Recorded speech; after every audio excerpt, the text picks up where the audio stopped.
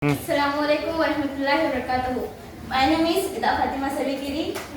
My class is 10th class and Al-Hasnat Academy Urdu School.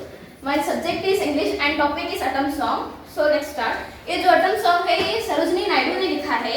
ये बहुत ही खिजान के मौसम के बारे में, ये नज़म खिजान के मौसम के बारे में खूबसूरती और हल्की सी उदासी को बयान करती है और नरम मिजाज में जो एक खूबसूरती म्यूजिकल अंदाज में सरोजनी नायडू ने बहुत ही खूबसूरत अंदाज में एक नज़म लिखा है।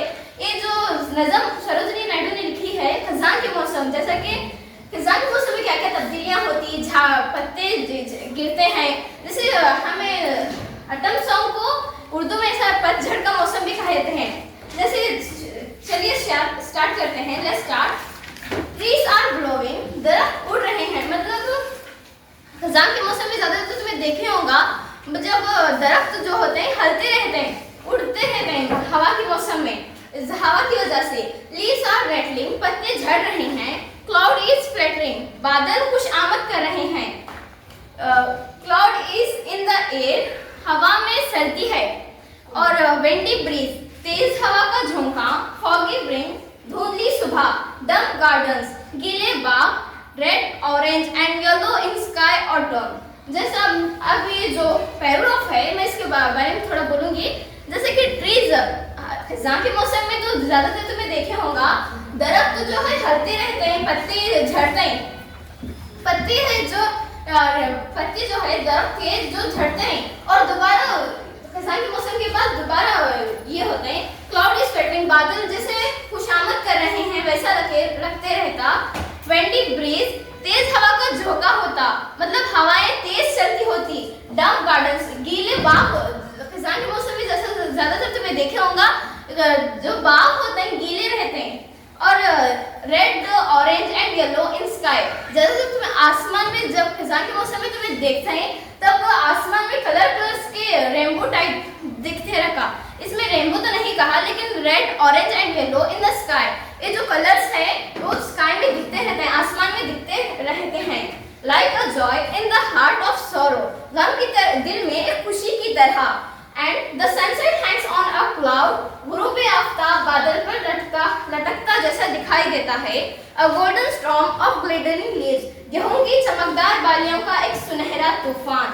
Of fair and frail and fluttering leaves, खूबसूरती और नजाकत और झूलते पत्ते।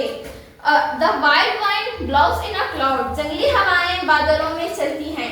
जैसे अब ये सेकंड स्टैंजा का मतलब ये है। अब हमें जैसा खजान के मौसम के बारे में क्लाउड एकदम ये माहौल दिखता है, हमें दिल को सुकून की तरह महसूस होता है। द सनसेट, ऐसा लगता है जब गुरूब आफ्ताब जो है बादलों में लटका हुआ है। और द गोल्डन स्टॉर्म, गेहूं की चमकदार बालियां हवा में ऐसे, अब ज्यादातर गेहूं के जब उगाते हैं तब हवा की वजह से जैसे झूलते होते हैं, जैसे सुनहरा तूफान आया है ऐसा लगता है। On fair and frail the fluttering leaves, खूबसूरती और नजाकत से झूलते पत्ते। और जो दरख्त के पत्ते होते हैं खूबसूरती से और नजाकत से जो झूलते हुए दिखते हैं। और जंगलों में जैसे लगता है जंगली हवाएं चल रही हैं बादलों में। और third stanza, heart to a voice that is calling, सुनो सुनो एक आवाज मुझे बुला रही है। सरोजनी नायडू कह रही हैं सुनो मुझे एक आवाज बुला रही है। To my heart in the voice of the wind, मेरे दिल तक हवा की पहुंचती है, हवा की आवाज पहुंच रही है, हवा मुझे बुला रही है। ये सरोजनी नायडू कह रहे हैं। My heart is very and sad and alone, मेरा दिल थका है और उदास और तन्हा है। For its dream like a fluttering leaves have gone, क्योंकि इसके ख्वाब खिजान के पत्तों की तरह उड़ रहे हैं। And why should I stay behind, ये थर्ड स्टैंजा का मतलब ये है सरोजनी नायडू ये कह रही है हमसे सुनो ये एक आवाज मुझे पुकार रही है, मेरे दिल तक ये आवाज पहुंच रही है। जैसा कि मेरे दिल थका हुआ है, उदास है और सैड है, क्योंकि उनके जो ख्वाब हैं सरोजनी नायडू के जो ख्वाब हैं जो खिजान के मौसम में जैसे पत्ते झड़ते हैं वैसे ही उनके ख्वाब खिजान के मौसम मतलब पत्ते जो है झड़ गए हैं। और क्योंकि इसके ख्वाब खिजान के मौसम के पत्तों की तरह बिखर गए हैं, उनके ख्वाब पूरे नहीं हुए। अब जो सरोजनी नायडू जो एक पोयम लिखी है मोरल ऑफ द स्टोरी ये है कि सरोजनी नायडू ने जो पोयम लिखी है, हमें इससे ये सीख मिलती है कि हमारे ख्वाब उल्टे सीधे होते रहते हैं, मतलब वो बड़ा हमारी जिंदगी में उतार चढ़ाव ऐसा सब होते रहता, लेकिन हमें कभी हार नहीं मानना, जिंदगी से आगे बढ़ते रहना, हमें हमारी कामयाबी मिलती।